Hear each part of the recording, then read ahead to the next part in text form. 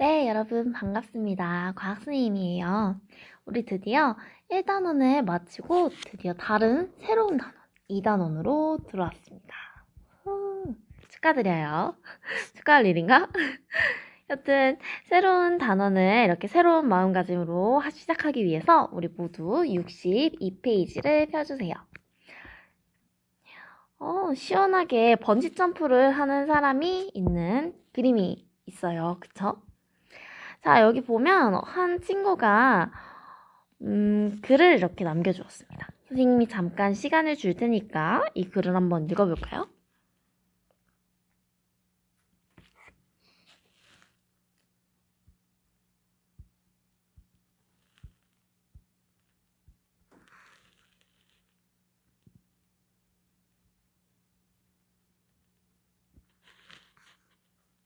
네, 다들 읽으셨나요? 보면 번지 점프를 하고 있는 내용이에요. 그죠? 아마 아빠와 친구가 같이 번지 점프를 하러 갔나 봐요. 선생님도 번지 점프를 하러 친구들과 제천에 간 적이 있어요. 여러분 제천 아시나요? 제천에 간 적이 있는데 너무 무서워서 뛰지는 못했어요. 그런데 이제 밑에 앉아서 이렇게 사람들이 번지 점프하는 모습을 보다 보니까 되게 특이한 점을 발견할 수 있었습니다. 우선 선생님이 한번 번지점프대를 한번 그려볼게요. 선생님이 그림을 또 잘 그리기로 소문이 났잖아요. 1학년들 사이에서. 처음 들으셨나요? 그럴 리 없어요. 자, 양쪽에 번지점프대가 있습니다. 자, 여기는 좀 작은 사람. 여기는 큰 아빠. 여기 자기. 이분은 아빠고요. 이분은 여기 있는 친구입니다. 나라고 할게요. 자, 둘이 동시에 번지점프를 뛰어요. 그러면 줄을 매달고 이렇게 뛰는데 줄 경로가 이제 어떻게 될까요? 한번 볼까요? 자, 아빠가 이렇게 뛰어내렸을 경우에 아빠는 거의 물에 닿을 듯이 내려왔다가 크게 튕겼다가 다시 내려왔다가 크게 튕겼다가 두루두루두루 약간 떨다가 한 이쯤에서 대롱대롱 매달려 있을 겁니다. 한 이쯤에서 대롱대롱 매달려 있겠죠.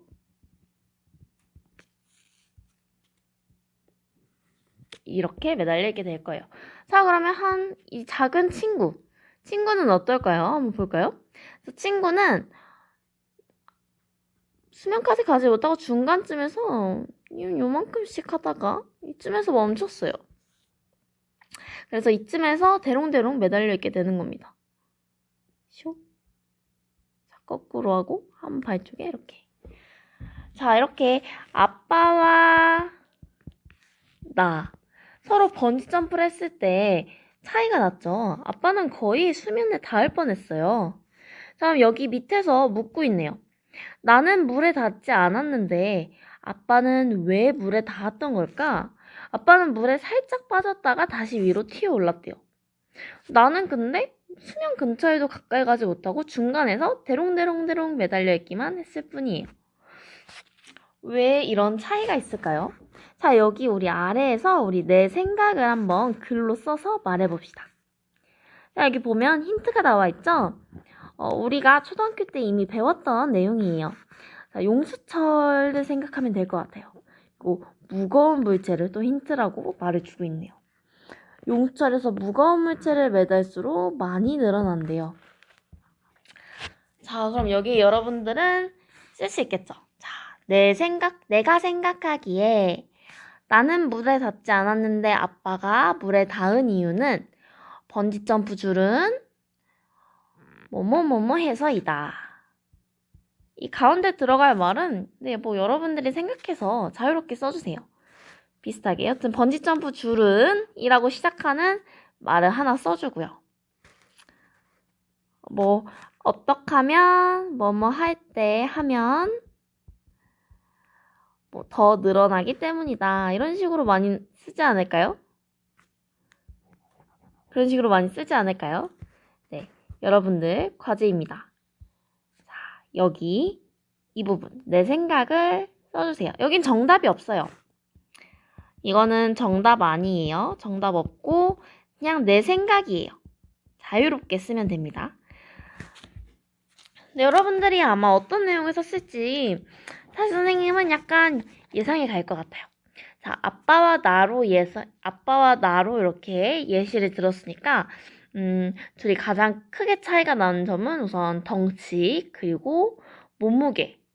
그런 것도 있고, 번지점프줄은 그럼 무거우면 얼만큼 늘어나고, 뭐, 안 무거우면 좀 덜 늘어가고, 이런 성질이 있잖아요. 아마 그런 내용을 썼을 것 같습니다. 선생님이 여러분들이 어떤 내용을 썼을지 정말 궁금해지는데, 이 부분을 모두 써주시기 바랍니다.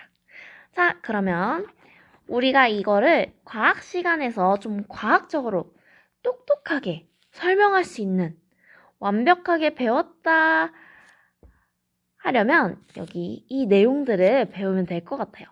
자, 이 궁금증을 해결하기 위해서 3가지 키워드가 이렇게 있습니다.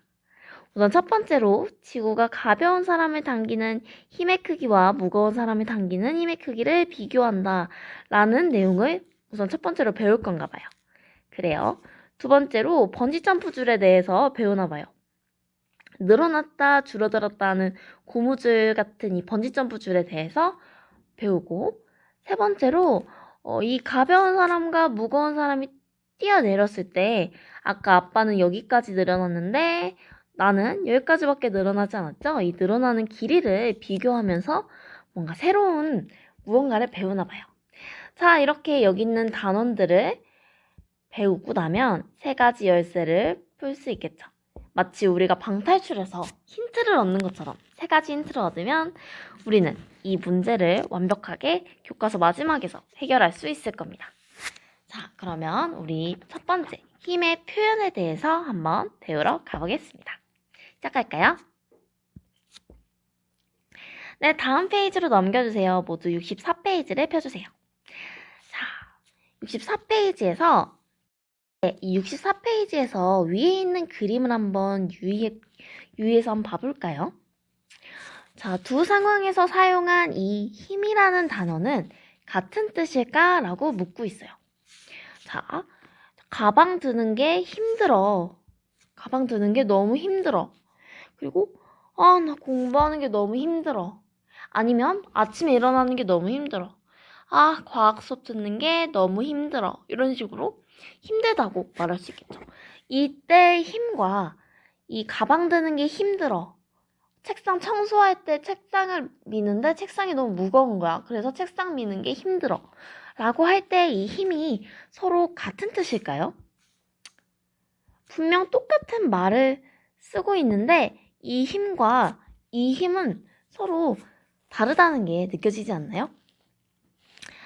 힘이라는 것을 두 상황에서 사용한 힘이 과연 같은 뜻일까요? 여러분들이 이 그림을 보면 아니요 라고 대답을 할 것 같습니다.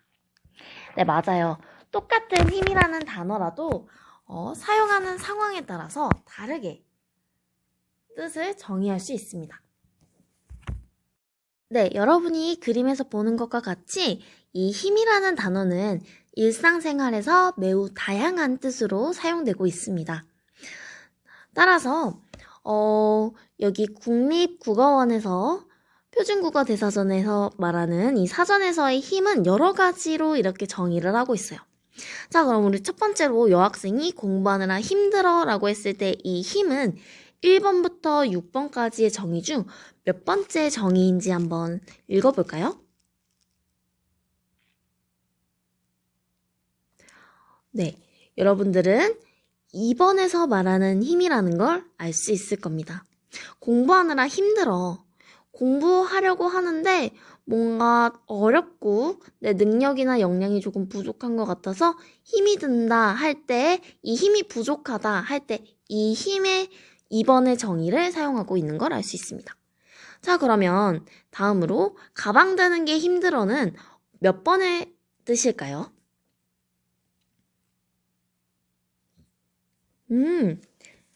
헷갈리죠? 1번을 선택한 친구도 있을 것 같고요. 또 이제 이거 5번이나 6번을 생각한 친구도 있을 것 같은데 5번은 이제 기구나 기계가 하는 그때 그 힘인 거고요. 6번은 조금 다른 의미입니다. 이따가 수업을 끝나면 여러분이 6번도 이해할 수 있게 될 거예요. 여튼 이 일상생활에서 이 남학생이 말하는 힘은 이 첫 번째. 우리가 사람이 몸에 갖추고 있으면서 스스로 움직이거나 다른 물건을 움직이게 하는 이 근육의 힘, 근육의 작용, 이거를 정의하고 있는 걸 알 수 있습니다. 자, 이런 식으로 선생님이 이런 걸 보여주는 이유는요, 바로 일상생활에서 매우 다양한 뜻으로 힘이라는 단어가 사용되고 있다는 거예요. 자, 그러면 여러분, 과학에서도 힘을 따로 정의하고 있지 않을까요? 과학에서도 힘을 따로 표현하려고 하는데 과학에서는 힘을 어떻게 정의를 해야 할까요? 과학에서는요, 뭔가를 정의 내리는 걸 되게 좋아해요. 이 물건은 무엇이다, 뭐뭐이다. 힘이란 건 뭐뭐 하는 것이다, 하는 무엇이다. 이런 식으로 딱 보이는, 눈에 보이는 현상으로 정의 내리는 걸 좋아합니다. 이 과학이라는 곳에서는요, 이 과학이라는 학문에서는 눈에 보이는 현상, 이런 상태 변화? 네, 눈에 보이는 현상이나 상태 변화로 정의를 내리고 싶어 합니다. 네, 그러면 이 과학에서 이 여러분이 말하는 힘들다, 힘들어, 힘이라는 걸 도대체 눈에 보이는 현상과 변화로 어떻게 정의를 하면 좋을지 한번 생각을 해보도록 할게요. 네, 우리는 지금 과학에서 정의 내리는 힘의 정의가 알고 싶은 겁니다. 자, 여러분, 우리가 뭘 배워야 할지 잘 알겠죠? 자, 그러면 교과서를 한번 읽어볼게요. 자, 과학에서 말하는 힘이란 무엇일까? 우리는 일상생활에서 힘내, 힘이 세다, 이렇게 힘이라는 말을 여러 가지 뜻으로 사용하고 있습니다. 과학에서는 이 책상을 밀 때나 수레를 끌 때처럼 물체를 밀거나 당길 때 물체에 힘이 작용하였다라고 한다고 합니다. 왜냐하면 눈에 보이는 현상이잖아요. 힘을 썼다고 했을 때 책상이 밀어졌고요. 수레가 끌어졌습니다. 이런 식으로 눈에 보이는 현상 있죠? 눈에 보이는, 눈으로 관찰 가능한, 엄마야. 눈으로 관찰 가능한 그런 걸로 정의를 하기 때문에 이때 힘이 작용했다고 과학에서는 말하는 것입니다. 네, 우리가 원래는 아래에 있는 실험을 통해서 과학에서 말하는 힘을 깨달아야 하는 그런 실험을 했으면 참 좋았을 텐데요. 그럴 수 없으니까 우리 한번 영상으로 한번 같이 보도록 하겠습니다. 한번 볼까요?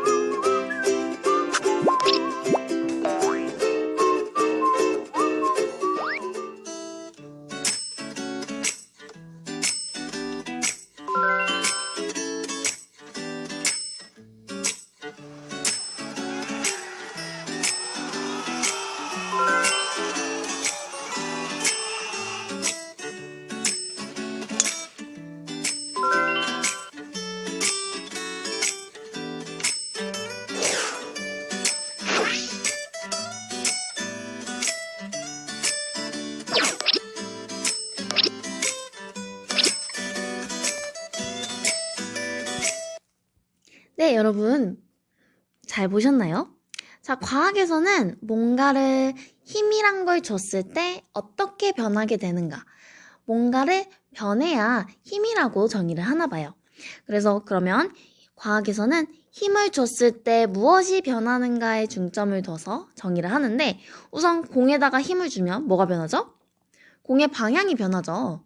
왼쪽으로 굴러가던 축구공이 오른쪽에서 이렇게 발로 뻥 차면서 힘을 주면 그대로 다시 오른쪽으로 방향을 바꿔요. 그래서 운동 방향을 바꾸게 하는 게 바로 힘이라고 정의를 첫 번째로 했고요. 자, 풍선에다가 힘을 준 겁니다.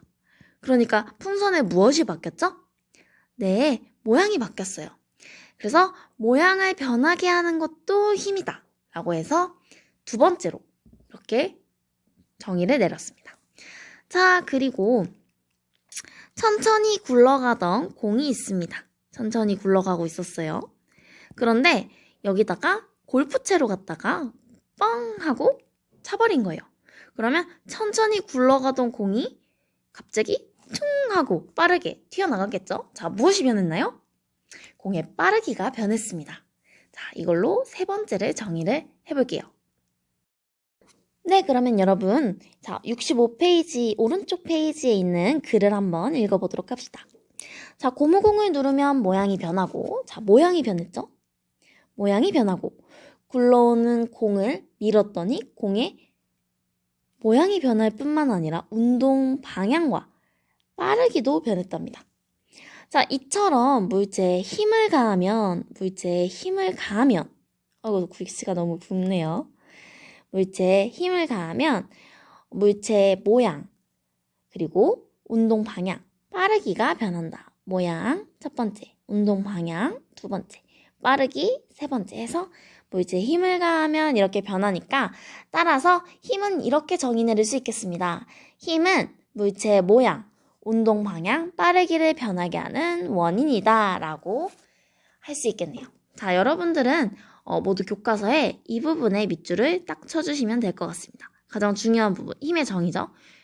힘은 물체의 모양, 운동 방향, 빠르기를 변하게 하는 원인을 말한다. 여기에 힘의 정의라고 써주시면 될 것 같습니다. 힘의 정의인데 여기 살짝 덧붙여주세요. 어떤 힘의 정의? 과학에서의 힘의 정의입니다. 왜냐하면 일상생활에서의 힘은 뭐 공부가 힘들어, 몸이 힘들어 이런 식으로 다양한 눈에 확인되지 않는 그런 이 세 가지 특징으로 보이지 않는 그렇게 정의되지 않는 여러 가지 뜻으로 말하잖아요. 그런 경험적인 정의가 아니라 과학에서 내리는 힘의 정의를 여기 교과서에 표시해주고 있습니다. 네, 그러면 우리 거의 다 배웠습니다. 자, 여러분 보세요. 여기 위에서 우리는 지금 힘의 정의를 내렸죠? 힘은 물체의 모양과 운동 방향, 빠르기를 변하게 하는 원인을 말한다 라고 힘의 정의를 내렸습니다. 자, 그러면 힘이라는 게 작은 힘과 큰 힘이 있을 거 아니에요?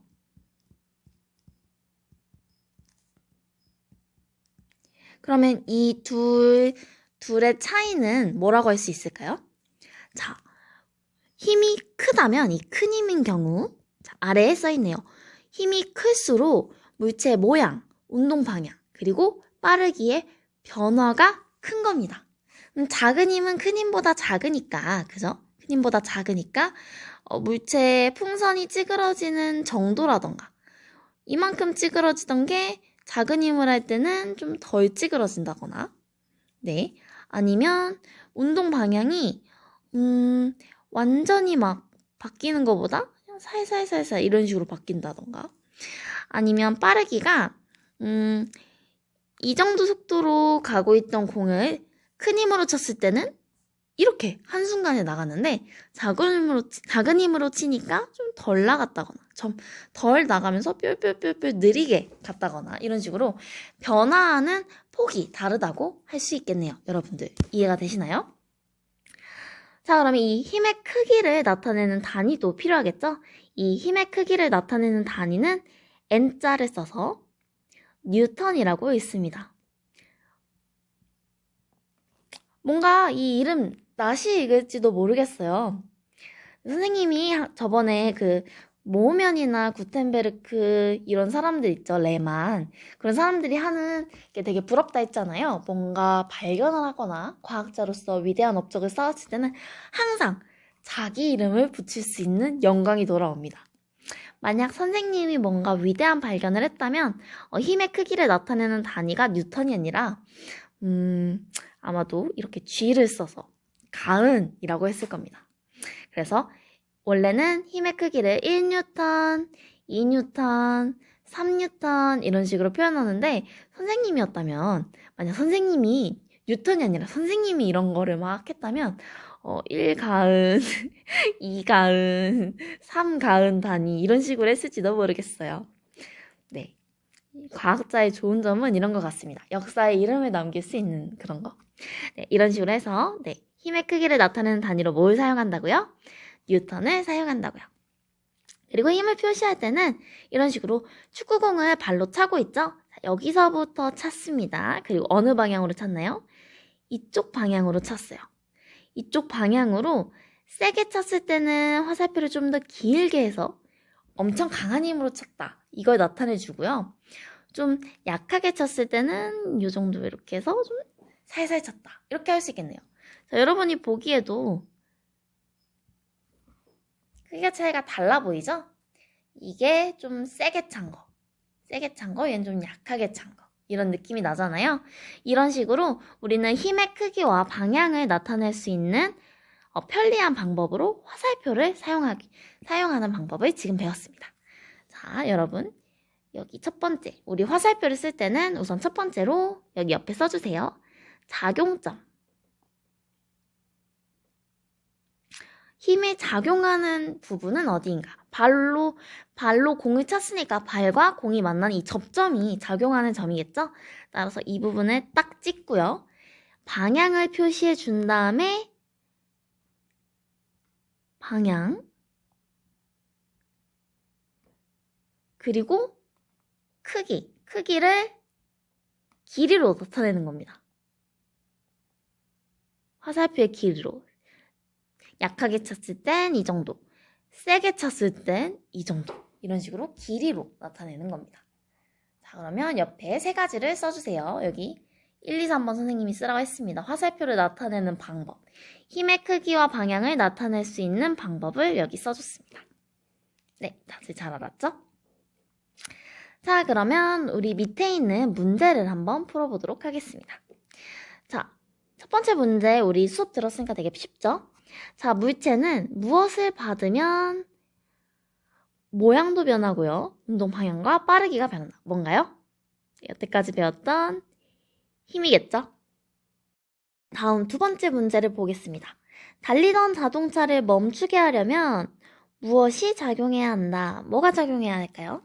자, 우선 시속 10km 시속 10km로 달리는 자동차가 있다고 생각해 봅시다. 자동차의 빠르기, 속도죠. 빠르기가 10km예요. 빠르기. 그리고 이쪽 방향으로 달리고 있어요. 그래요. 자, 이 자동차를 멈추게 하고 싶어요. 자동차를 멈추게 한다는 건 속도가 0이 된다는 뜻이죠.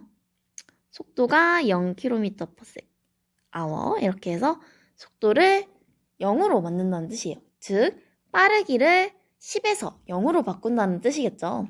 자, 빠르기를 변하게 한대요. 자, 위에 한번 볼까요? 빠르기가 변한다. 물체에 뭐를 가하면 모양도 변하고 운동 방향도 변하고 특히 빠르기도 변한다. 자, 그러면 이 빈칸에 있는 답이 2번의 답이겠죠? 네, 2번의 답은 뭔가요? 힘이었습니다. 너무 쉽죠? 이제 힘이 뭔지 조금 알 것 같죠? 자, 그럼 세 번째는 여러분들에게 나가는 숙제입니다. 짠! 우리 한번 상상을 풍부하게 해보는 거예요. 당구대에서 당구공이 굴러가다가 멈추었다면 당구공은 힘을 받은 걸까요? 이때 우리는 아무것도 건드리지 않았어요. 당구공이 탁 쳤는데 돌돌돌돌돌돌 굴러가다가 처음엔 빠르게 굴러가다가 몇 번 이렇게 벽을 맞고 방향을 바꾸더니 이쯤에서 천천히 뿅뿅뿅뿅뿅 하다가 여기서 멈춰버렸어요. 완전히 정지. 근데 우리는 당구공에 손을 대지 않았잖아요. 그냥 보고만 있었어요. 근데 이렇게 했을 때 당구계에서 당구공이 혼자 굴러가다가 혼자 멈췄다면 이 당구공은 힘을 받았을까요? 자, 그럼 여러분들은 받았다, 안 받았다로 아니겠죠? 네, 이 부분에 대해서 한번 고민을 해본 다음에 선생님이 이따가 과학 과제로 OX 퀴즈를 올려줄게요. 거기에 내 생각을 한번 써주면 될 것 같습니다. 네, 여러분 오늘 수업은 여기까지고요. 65페이지까지 했습니다.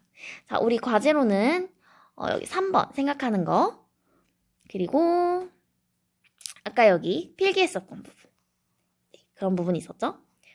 또 그 전 페이지에서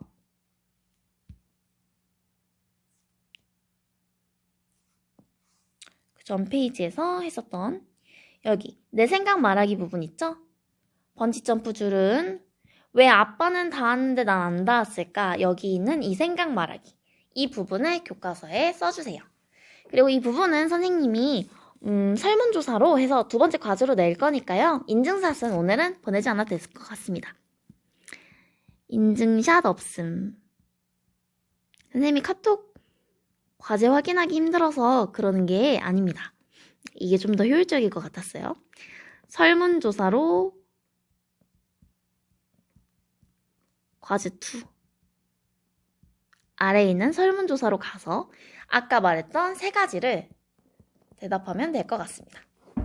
네, 여러분 오늘 학습 인증은 이런 식으로 할게요. 이해가 안 되는 부분이 있다면 과학선생님께 전화를 해주면 될 것 같습니다.